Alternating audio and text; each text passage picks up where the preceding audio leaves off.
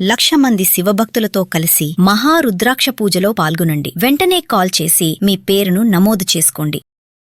గురుగారు, ఏ ఇంట్లోనే పూజ చేసుకోకూడదా గురుగారు? ఆలయానికి ఎందుకు వెళ్ళాలి అంటారు? అన్ని చోట్ల దేవుడు ఉంటారు అని చెప్తారు. ఇందుగలడు అందులేడు సందేహం వల్ల ఎందెందు వెతికినా అందందు కలడు అని అంటారు కదా గురుగారు. మరి ఆలయానికి ఎందుకు వెళ్ళాలి? ఇంట్లో పూజ చేసుకుంటే సరిపోదా? బిజీ స్కెడ్యూల్స్ ఉన్నాయి. ఏంటి దీనికి సమాధానం ఏంటి గురుగారు? దీనికి సమాధానం ఏంటంటే అమ్మ, మనం నిత్య దేవతారాధన చేసుకుంటూ ఉంటాం. నీ ధర్మంగా నీకు భగవంతుడు ఇచ్చిన దానితోటి తృప్తి చెందట్లేదు. భగవంతుడు ప్రతి మనిషికి కూడా 84 లక్షల జీవరాశులకి కూడా సమాంతరమైన న్యాయం చేస్తాడు. గాలి, నీరు, నిప్పు, భూమి అన్నీ కూడా సమాంతరంగా ఇస్తాడు. కానీ మనం ఏం చేస్తున్నాం? స్వార్థ చింతనతో అత్యాశకు పోయి వాడికన్నా నాకు ఎక్కువ జీవితం కావాలి, ఎక్కువ ఆనందం కావాలి, ఎక్కువ డబ్బులు కావాలి, సుఖంగా ఉండాలి, ఎక్కువ భోగాన్ని అనుభవించాలి అనేటటువంటి స్వార్థ చింతన పెరిగిపోతుంది. మీరు ఎవరైనా సరే ఇంట్లో నిత్య దేవతారాధన చేసేటటువంటి వాళ్ళు ఎక్కడికి వెళ్లాల్సిన అవసరం లేదు. అన్ని చోట్ల భగవంతుడు ఉన్నాడు. భగవంతుడు సర్వాంతర్యామి, అది అందరూ ఒప్పుకోదగ్గటువంటి విషయమే. కాకపోతే విషయం ఏంటయ్యా అంటే ఆ తత్వాన్ని మనిషి తెలుసుకోలేకపోతున్నాడు. అన్నింటా భగవంతుడు ఉన్నాడు అని తెలుసుకోలేకపోతున్నాడు. ఇప్పుడు మనకి తల్లి ఉంది, ఇప్పుడు వాడు ఏమడుగుతున్నాడు? ఇప్పుడు మా అమ్మ ఇది, మా నాన్న, ఇప్పుడు నా భార్య, నా బిడ్డ, అలాగే దేవుని చూపించు. దేవుడు ఎలా ఉంటాడు? అరే అన్నింటా భగవంతుడు ఉన్నాడు రా, నీ తల్లిలో భగవంతుడు. ఇప్పుడు మాతృదేవోభవ అన్నారు కానీ మాతృ స్త్రీ భవ లేదా పితృపురుష భవ అనలేదు. అంటే తల్లినే దైవంగా భావించమని చెప్పింది మన సనాతన ధర్మం, తండ్రినే దైవంగా భావించమని చెప్పింది మన సనాతన ధర్మం, నీకు చదువు చెప్పినటువంటి గురువుని దైవంగా భావించమని చెప్పింది మన సనాతన ధర్మం. వాటిల్లో మనం ఏది పాటించాలి. ప్రతి మనిషికి కూడా ఒక సాక్ష్యం కావాలి, ప్రతి మనిషికి ఓ సాక్ష్యం కావాలి. మన జీవితం ధర్మబద్ధంగా ఉన్నటువంటి జీవితాన్ని మనం ధర్మబద్ధంగా అనుభవించట్లేదు. స్వార్థ చింతనకు పోయి ఆడంబరమైనటువంటి జీవితం కావాలనుకుంటున్నాం. ఇప్పుడు ఓ తండ్రి కష్టపడి ఆ బిడ్డకి ఓ 1,00,000 రూపాయలు వేసాడు అనుకోండి. ఆ 1,00,000 రూపాయలు నాకు సరిపోవు, నాకు ఇంకో 2 లక్షలు కావాలి. నీకు 1,00,000 రూపాయలు సరిపోతాయి అనుకున్నప్పుడు నువ్వు ఇంట్లో పూజ చేసుకో, ఎక్కడికి వెళ్లాల్సిన అవసరం లేదు. నీ పని నువ్వు చేసుకుంటే చాలు. నువ్వు ఎప్పుడైతే నీకు 2 లక్షలు కావాలనుకుంటున్నావో అప్పుడు నువ్వు నీ యొక్క శక్తి, నీ ఆలోచన కూడా బయటికి వెళ్ళిపోయింది. అప్పుడు ఏమైంది? సమాంతరంగా కావాలనుకున్నప్పుడు నువ్వు ఎక్కడికి వెళ్ళక్కర్లేదు, నీ దగ్గరికి అదే వస్తుంది. ఎక్స్ట్రా కావాలనుకున్నప్పుడు ఏం చేయాలంటే ఎక్స్ట్రాగా పూజలు చేయాలి. అంటే అక్కడ ఆలయంలో ఎక్స్ట్రా పవర్స్ ఉంటాయి. ఉంటాయి.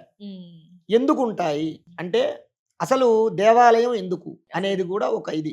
ఇప్పుడు మనం ఉన్నాం, మనకు ఒక సమస్య వచ్చింది, మనకి ఒక సమస్య వచ్చింది. ఈ సమస్య నివారణం కావాలంటే ఓ ఎమ్మెల్యే గారి ఇంటికి వెళ్ళాలి, ఎమ్మెల్యే గారి క్యాంపు కార్యాలయం ఉంటుంది, ఒక ఆఫీస్ ఉందిగా ఎమ్మెల్యే గారికి, ఓ పోలీసుల దగ్గరికి వెళ్ళాలి, పోలీస్ స్టేషన్ ఉందిగా, ఓ ఛానల్కి వెళ్ళాలి, వాళ్ళతో మాట్లాడాలి, వాళ్ళకు ఒక ఆఫీస్ అంటూ ఉందిగా. అలాగే దేవాలయాలు భగవంతుడి యొక్క ఆఫీస్. మనకి ఒక ఆర్థికపరమైనటువంటి సమస్య వచ్చింది, ఆర్థికపరమైన ఇబ్బంది వచ్చింది, వెంటనే లక్ష్మీదేవికి పూజ చెయ్యాలి. నువ్వు ఇంట్లో కూర్చున్నావు, నీ మనస్సులో నువ్వు ఎంత పూజ చేసినా లక్ష్మీదేవి మనస్సులో కనబట్టలేదు, ఇంట్లో కూర్చున్నావు, నీకు మనశ్శాంతి లేదు. నీకు మనశ్శాంతి కలిగించేటటువంటి ప్రదేశం దేవాలయం. అంటే నీకు ఒక రూపం కావాలి. నమస్తేస్తు మహామాయే శ్రీపీఠే సురపూజితే శంఖ చక్ర గదాహస్తే మహాలక్ష్మీ నమోస్తుతే. అంటే శంఖము, చక్రము, గద, పద్మాన్ని ధరించినటువంటి స్వరూపంతో లక్ష్మీదేవి ఉంటుందని మనం చెప్పుకున్నాంగా. మరి ఏది ఎక్కడ ఉంది?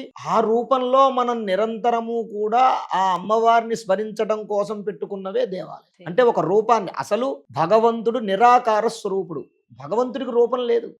కానీ మనం ఆరాధించేటటువంటి విధానంలో, సనాతనమైనటువంటి ధర్మంలో ఇది కలియుగం.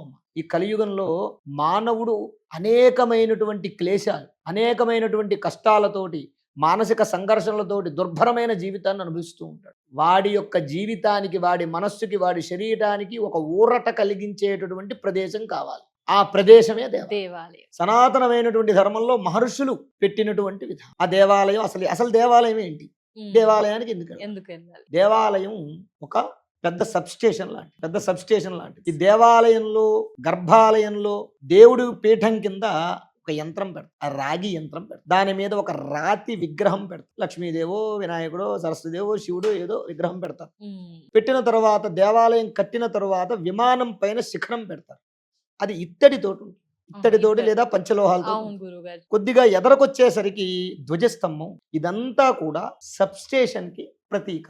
అంటే పాజిటివ్ ఎనర్జీ, ఒక విద్యుత్ శక్తి తరంగం.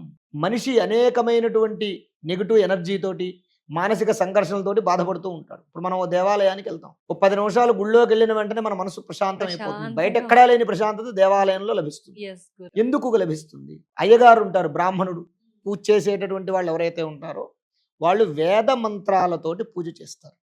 ఈ వేద మంత్రాలతోటి పూజ చేసేటప్పుడు ఈ మంత్రాల్లో ఉన్నటువంటి శబ్ద తరంగాలు, ఈ శబ్దము, ఈ శక్తి ఏమవుతుందయ్యా అంటే కింద విగ్రహం కింద ఉన్నటువంటి రాగి రేగుకి తగులుతుంది. ఆ రాగి రేగుకి అష్టబంధనం చేస్తారు. దాంట్లో పంచలోహాలు, తర్వాత పాదరసము ఇత్యాది అష్టబంధనమై చేసేటటువంటి కొన్ని వస్తువులు వేస్తారు.